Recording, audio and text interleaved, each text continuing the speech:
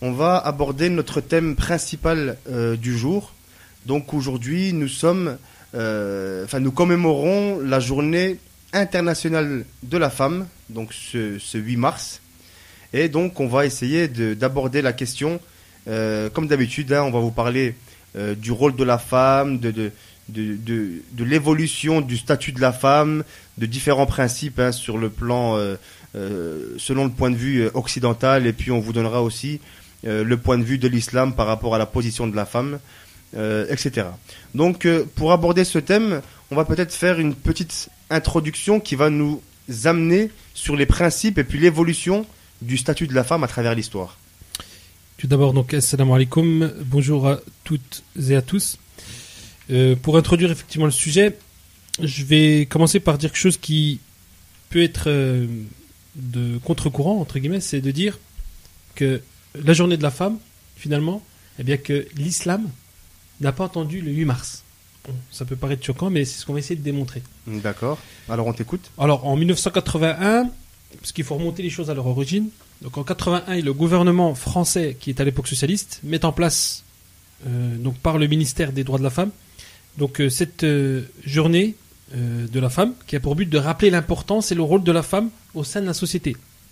Et c'est en 1982 que le 8 mars devient officiellement en France la journée de la femme.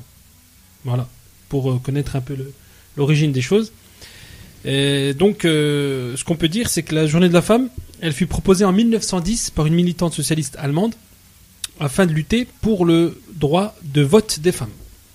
Et voulant se démarquer des féministes bourgeoises, les femmes socialistes de classe ouvrière, ne sentant aucunement représentées par les féministes bourgeoises, décident de créer leur propre mouvement.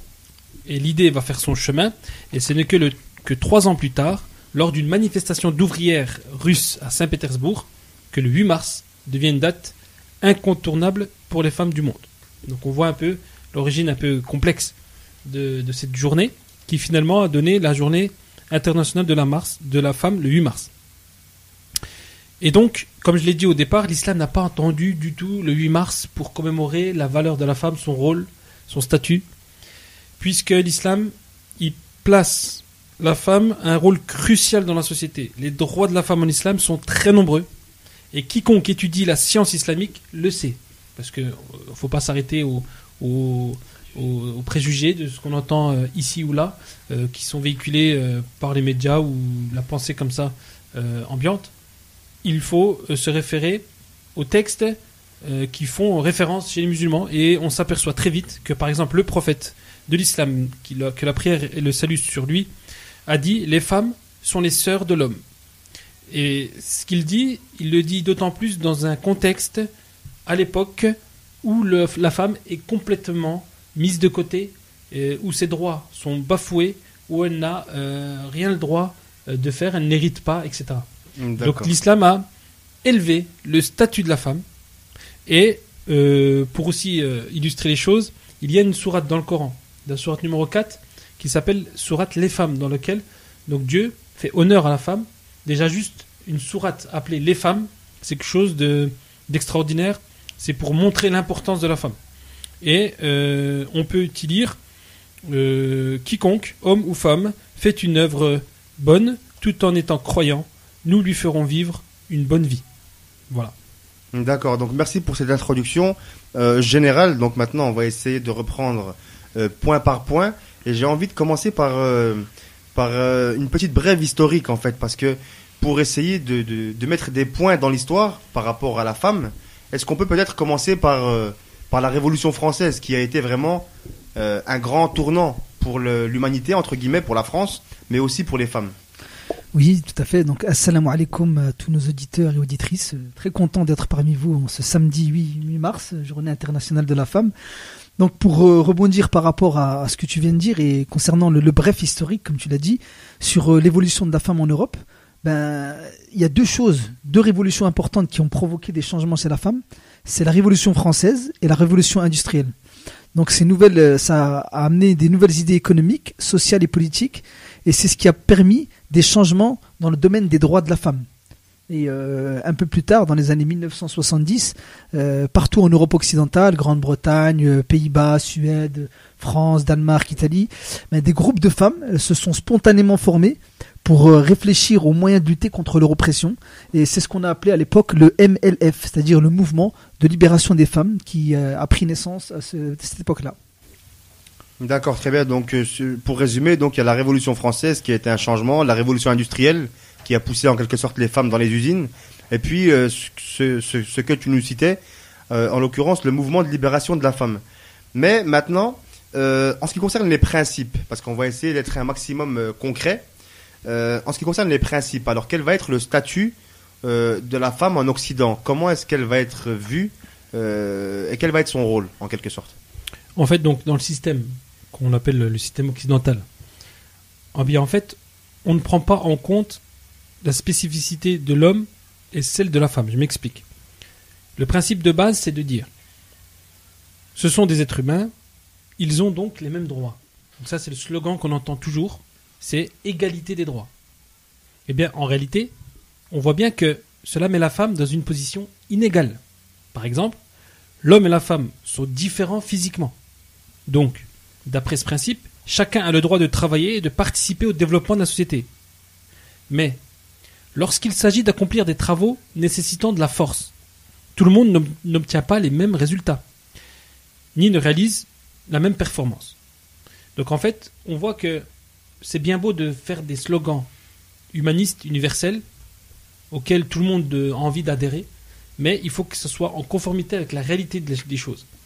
Donc comme on l'a dit, la femme et l'homme n'ont pas les mêmes capacités physiques, donc ce serait ridicule de leur donner les mêmes devoirs, puisque la femme, elle sera plus faible physiquement. D'accord, mais est-ce que, maintenant pour faire la comparaison avec le statut de la femme en islam, comment est-ce que l'islam va faire pour prendre en considération ces réalités que tu viens de nous citer? Donc en comparaison avec le système occidental, le système islamique, on aura des égalités de droits entre l'homme et la femme, mais cette égalité-là, elle ne veut pas dire qu'ils sont les mêmes. En réalité, il s'agit de deux choses différentes. Par exemple, il est possible qu'un père il distribue sa fortune entre ses 3 enfants d'une façon équitable, mais pas de la même façon.